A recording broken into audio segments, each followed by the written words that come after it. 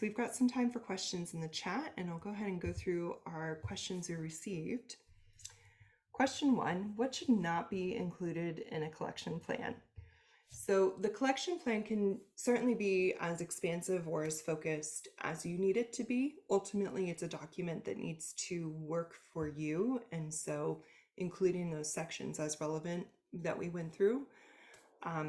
Ultimately, I think I recommend identifying like the top immediate actions that you need the plan to support. For example, if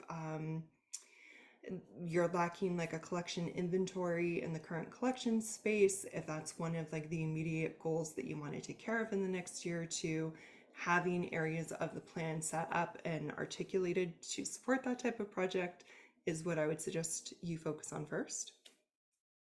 And based on that and based on potential future goals, don't include the content that's no longer accurate. For example, if the Museum of Archives has been around and has created policies before, while it is helpful to know that those have existed, it's not necessary for you to continue their inclusion in your collection plan because it's only going to bog it down with too much content. And if it's older, outdated stuff, that is even more not helpful.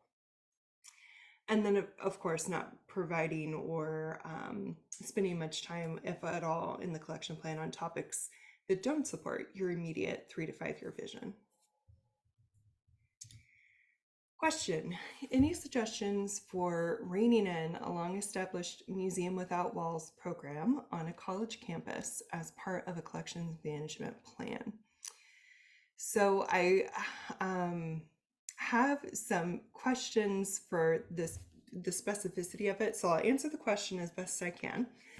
But if this is your question and I didn't quite answer it in the way you need it, please feel free to reach out and let me know. And I'd be happy to provide some more specifics. But based on what we have here and how I'm interpreting the question, I'm getting a sense of, because we want to rein in a collection that's been going on for a while, so I'm envisioning that there's perhaps been like some scope creep, or maybe there were not a whole lot of parameters in place to begin with, and so now it's sort of sprawling, and I'm getting the sense that it's perhaps not well resourced, which is just with the state of many of our institutions, that's the reality. So with those in mind, in terms of what the concerns may be, I recommend taking a look at the mission first. So the collecting mission specifically, or the mission for this program, if it's a specific collecting program. If it does not have a mission, then it needs to have a mission. So if there's no mission, create one, and one that fits the particular resources, scope, etc., based on the slides we covered earlier. If it does have a mission, but it is not specific or helpful, then it should be refreshed or refined or whatever word that will help make other people feel more comfortable if you need to get buy-in. But reining it in, starting with the mission. Also, in addition to taking a hard look and being very communicative about the resources involved or that would need to be involved for the program to continue in any fashion, having a sense and being very transparent and providing some outreach on what resources it takes for you and or your office to continue to run this type of program. Even if it's not growing, it's still going to take resources to sustain it in its current mode. So what does that look like? What do you need? Is it possible to get what you need?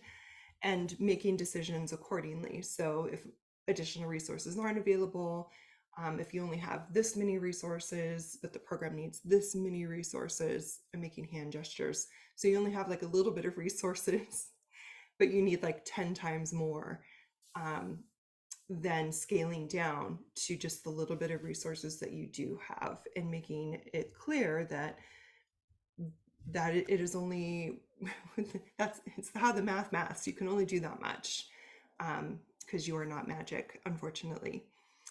And then thinking about priorities and goals. So while the collecting mission will help, or the program mission, what ultimately are the priorities and goals for it? What are ultimately the priorities and goals for the work that goes into it or that could be done with it? And helping that to justify or help you advocate for more resources, or that you can only do 3 priorities instead of the 5 priorities. Like, some sort of adjustment needs to happen in the math equation in order for you to meet the goals. So sometimes that can be subtraction of the goals, sometimes that can be the increase of the resources. So ultimately recommending um, holding old assumptions, past practices, and the "we've always done it this way" activities.